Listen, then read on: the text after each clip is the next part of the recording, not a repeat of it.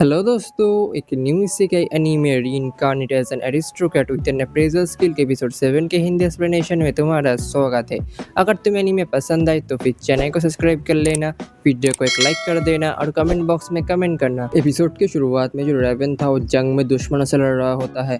आखिर में वो चार्लोट, रोसेल और रीत की मदद से जो जंग तो जीत लेता है, लेकिन जंग खत्म होने के दौरान ही वो बेहोश हो जाता है। दूसरी तरफ जो रेवन के सोल्जर थे और रेवन को लेकर रॉवेंट हाउस में आते हैं, जहाँ पे ऐश देख पाया था उसका जो फादर था वापस आ चुका था। ऐश की जो माँ थी और उसके भाई बहन के साथ रेवन से मिलती है, तभी हम देख पाते हैं सभी लोग दुखी होते हैं। दूसरी तरफ जो ऐश था अपने पिताजी रेवन से मिलने के लिए आता है, लेकिन बाहर रीड, चार्लोट और रोसेल उसे रोक लेते और कहते हैं यंग मास्टर जो आपके पिताजी है और जंग के दौरान बहुत ही कमाल के लड़े, लेकिन आखिर में वो बेहोश हो चुके हैं। लगता है उनकी हालत बहुत ही बुरी है। ये सुन के आर्च कहता है फिक्र मत करो, मैं अभी अपने पिताजी से नहीं मिलूंगा, मैं उनको डिस्टर्ब नहीं करूंगा, उन्हें रेस्ट लेने दो, मैं अभी ट्रेनिंग के लिए जा रहा हूँ, अपना ध्यान रखना। तभी वहाँ से निकल जाता है। दूसरी तरफ जो चार्लोट, रीत सभी बातें करने लगते हैं। जो हमारे यंग मास्टर है वो बहुत ही ट्रेनिंग कर रहे हैं। उस हादसे के बाद लगता है हमें उनकी मदद करनी चाहिए। तो अभी हम देख पाते हैं हाउस लॉवेंट में जो लेडी लिसिया थी आती है और कहती है जो आर्श है वो कैसा है।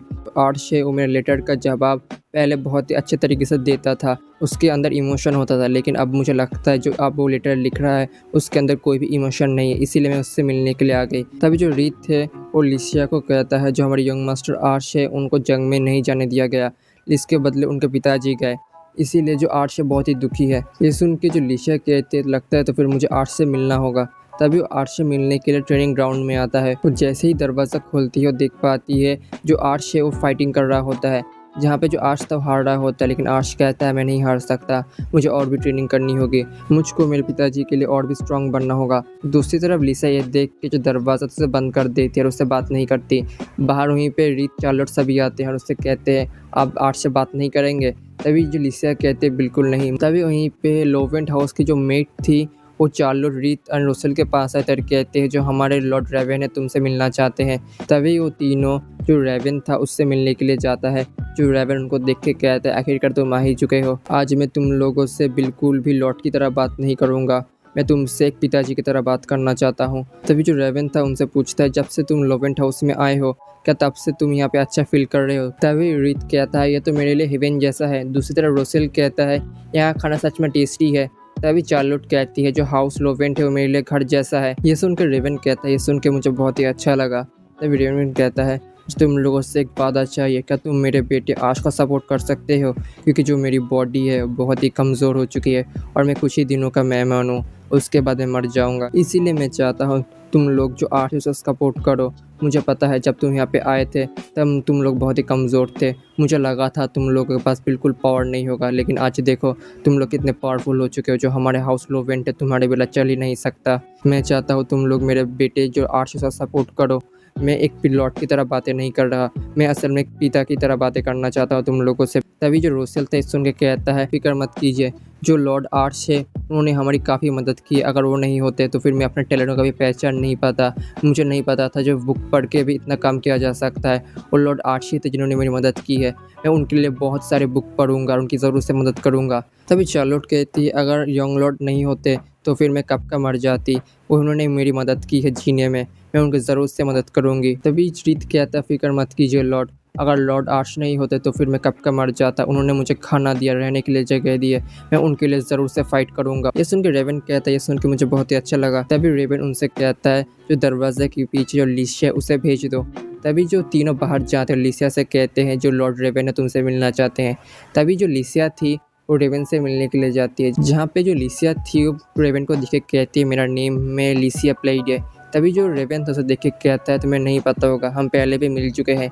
ये सुन के लिसिया शॉक होती है, लेकिन रेवन कहता है वो मैं ही था जिन्होंने तुम्हारे पिताजी से बात किया था ऐसे शादी के लिए। जब मैं तुमसे पहली बार मिला था तब मैंने देखा था तुम एक रोते हुए बच्चे की बहुत ही मदद कर रही थी, तब मैंने तुम्हारे अंदर जो काइंडनेस था उसे देखा, इसीलिए मैंने तुमको चुना मेरे बेटे की वाइफ बनने के लिए।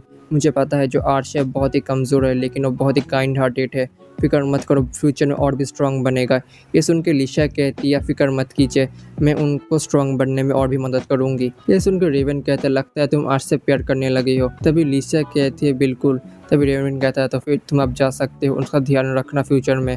तभी लिशा बाहर आती है जहाँ पे जो चार्लोट रीत उनसे लिशा कहती है जो लॉर्ड रेवन है वो आर्च से मिलना चाहते हैं।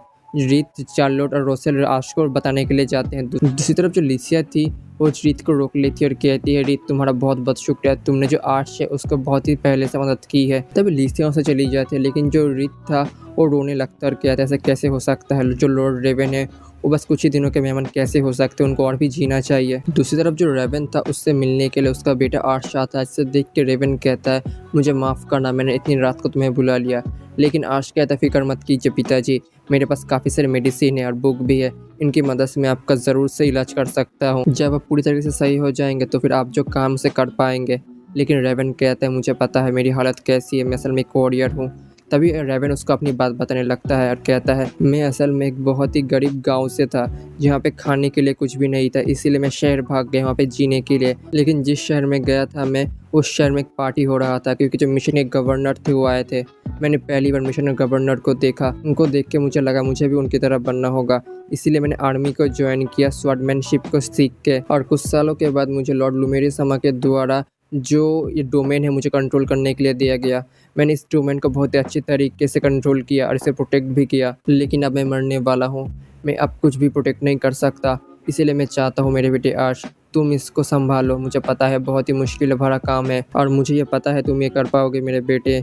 मुझे पता है मैं बहुत ही बुरी हालत में जा रहा हूँ लेकिन तुम सब कुछ संभाल लेना। तभी ये सुन के जो आर्च रोते हुए कहता है फिक्र मत कीजिए पिताजी, मैं इस हाउस को इस डोमेन को पूरी अच्छी तरीके से प्रोटेक्ट करूंगा। ये सुनकर रेवन कहता है जैसे कि मुझे लगा था तुम मेरे बेटे हो, तुम इसको जरूर से संभाल पाओगे। तभी रेवन पूछते हैं आर्च से जो लिशिया था उसका तुम्हारा रिलेशनशिप कैसे चल रहा है।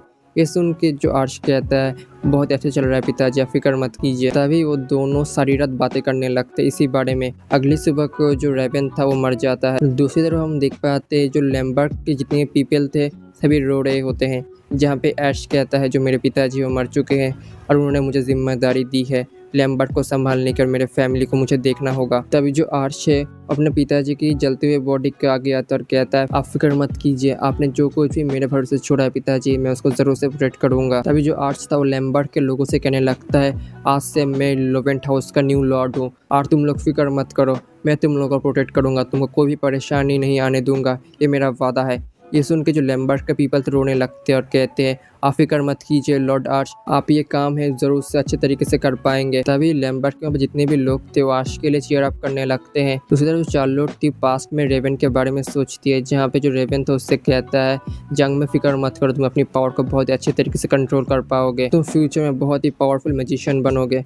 तभी चार्लोट रोते हुए कहती है फिक्र मत कीजिए लॉर्ड रेवन, हम आपके बेटे आर्च का ज़रूर से मदद करेंगे हमेशा। दूसरी तरफ जो रोसेल था वो सोचता है जो लॉर्ड रेवन थे बहुत ही अच्छे लॉर्ड थे, उन्होंने मुझे हमेशा साथ दिया। जब मैं बुक्स को पढ़ता था वो हमेशा मेरे पास आते थे और कहते थे अपना सेहत का ध्यान रखना। तभी रोसेल कहते हैं लॉर्ड रेवन आप फिक्र मत कीजिए, मैं आपके बेटे आर्च की ज़रूर से मदद करूंगा। दूसरी तरफ जो लिसिया थी लॉर्ड रेवन के बारे में सोचती है और कहती है जो आर्च के पिताजी रेवन उन्होंने मुझे कहा था आर्च का ध्यान रखने के लिए। ये सोच के लुसिया कहती है मैं आर्च की ज़रूर से मदद करूंगी फ्यूचर में। दूसरी तरफ जो आर्च अपने पिताजी के बारे में सोचता है और कहता है जो मेरे पिताजी थे बहुत स्ट्रॉन्ग थे, मैं उनके लिए जो लैम्बर्ट के लोग हैं उनको ज़रूर से प्रोटेक्ट करूंगा। तभी वहाँ पे जितने भी लोग थे वो सभी आर्च के सामने झुक जाते और वो सभी कहते जो हमारा भरोसा है आपके ऊपर ही है लॉर्ड आर्च। दूसरी तरफ एक बार के अंदर दो आदमी बातें कर रहे होते, मिशन के गवर्नर जो है वो मर चुके हैं, हमें लगता है जो इनके बेटे ने ही उनको मारा होगा।